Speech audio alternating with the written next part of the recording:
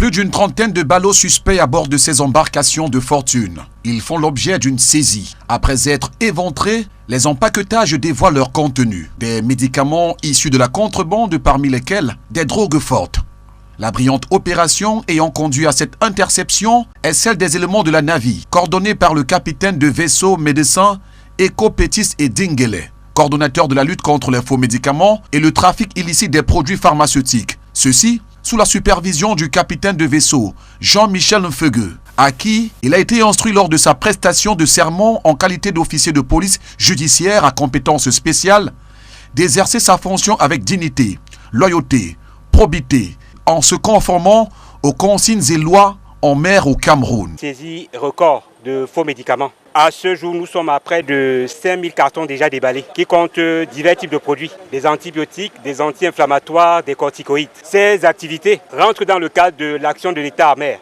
Comme vous le savez, la Marine nationale est le bras séculier de l'État dans la sécurisation du plan d'eau. La particularité de cette saisie, c'est qu'elle intervient après la sémentation des tout premiers officiers de police judiciaire de la Marine nationale. C'est au large des berges du Vouri que la traque a été lancée par les éléments de la Navy contre les contrebandiers sous la base de renseignements assez fiables. L'équipement de navigation sophistiqué permettra d'interrompre la course de ces derniers. La base navale de Douala a mis dans le cadre de ses missions régaliennes des patrouilles parce qu'elle lutte également au-delà des faux médicaments mais contre tout type de trafic. Donc c'est à ce titre sur renseignement.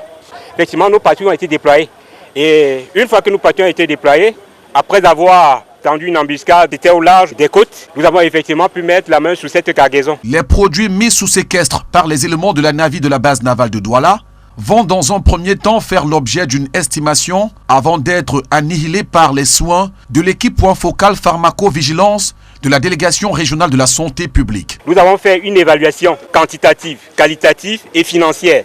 Après maintenant, la destruction sera faite par les services compétents du ministère de la Santé publique. Cette action de la Marine nationale est une véritable preuve manifeste de ce corps à soutenir et accompagner d'autres institutions dans l'extompage des fléaux du genre. Quant aux mises en cause, l'enquête ouverte permettra d'établir les responsabilités de chacun d'eux devant le procureur de la République.